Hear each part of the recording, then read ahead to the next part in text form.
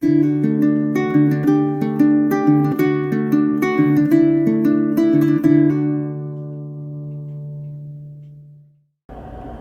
guys, Dr. Michigan Piper here in the Pipe Rest, and for once I'm going to be doing a video that's not a man talk video. Didn't want you guys to think that I'd forgotten how to do regular videos. But today I'm smoking in my Dr. Grabow Savoy some Traverse City Cherry from Maison Edwards. If you like a good cherry blend that's very strong on the cherry, this is it. I don't smoke this very often, but it is definitely a pleaser when I'm in the cherry mood. For those of you that haven't been around for a long time, this is probably my favorite pipe in my collection, which just goes to show you don't have to spend a ton of money on a pipe. This is my first pipe I ever bought. It was like 40 bucks.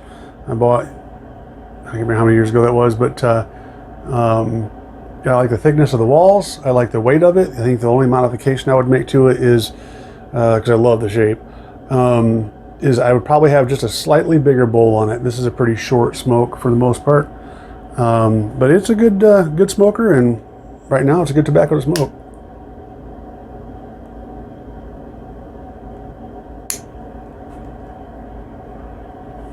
So I've really been enjoying these man talk videos. When you guys put your comments down at the bottom, that just helps, helps perpetuate that, so that it's not just me droning on. But yeah, it's been fun to do. I wasn't sure if I wanted to do it, but I just know that there's guys out there that are like, I don't even know what a man is anymore, and if we help one, it's worth it. It's also makes me think, it makes me contemplate, am I doing things the right way? Am I, this subject I'm about to talk about, I'm doing a 3-minute blast on it. Am I comfortable enough in myself that, in my confidence in what I believe, to be able to do a 3-minute blast on this and be right or be truthful? And so it's challenging to me as well. And if I'm always open for suggestions. If you guys say, hey, do one on this or do one on that, I love that. It's like, oh, cool. Yeah, that's a great subject. Let's talk about that. Then fire away. Again, I am not the sole expert on manhood, but I do my best. And I am drinking some very stout water.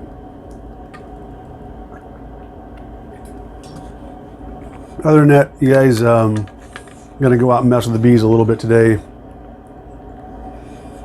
It's been cold this past week here in Michigan, Southwest Michigan. And today it's getting up to, I think, 38.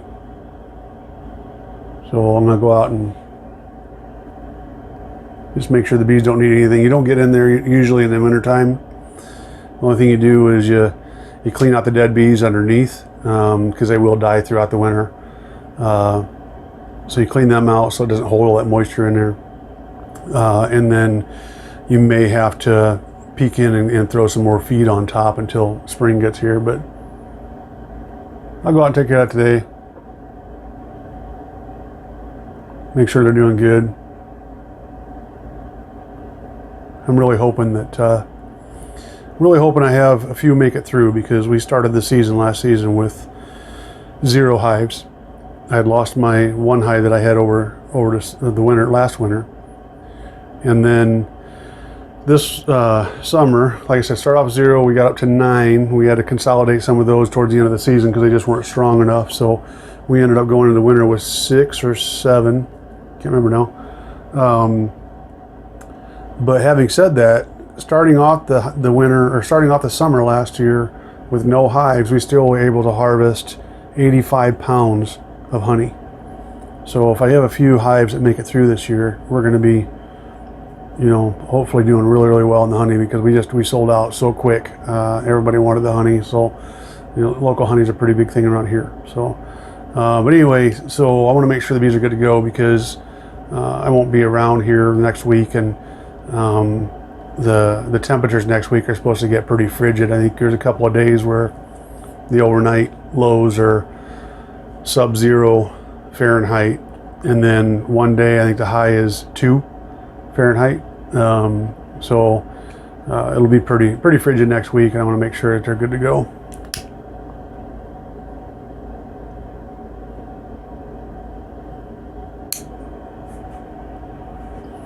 Other than that, you guys, not a whole lot going on.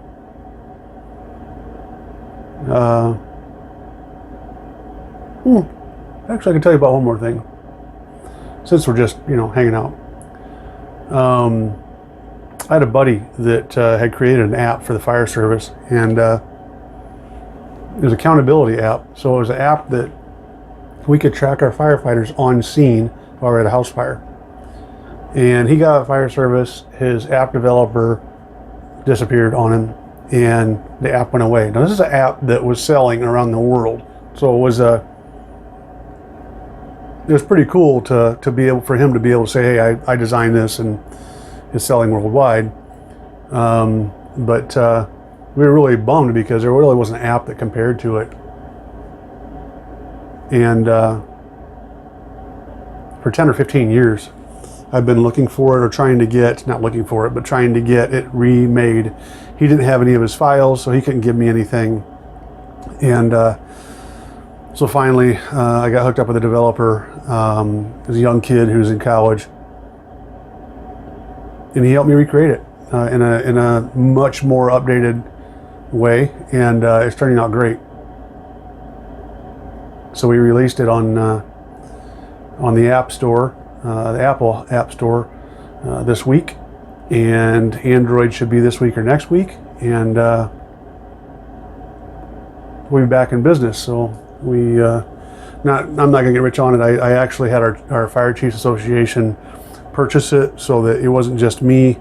And like I said, we're not gonna make a ton of money on it. That's not our goal. Our goal is to get it out there so firefighters can use it. So super stoked about that.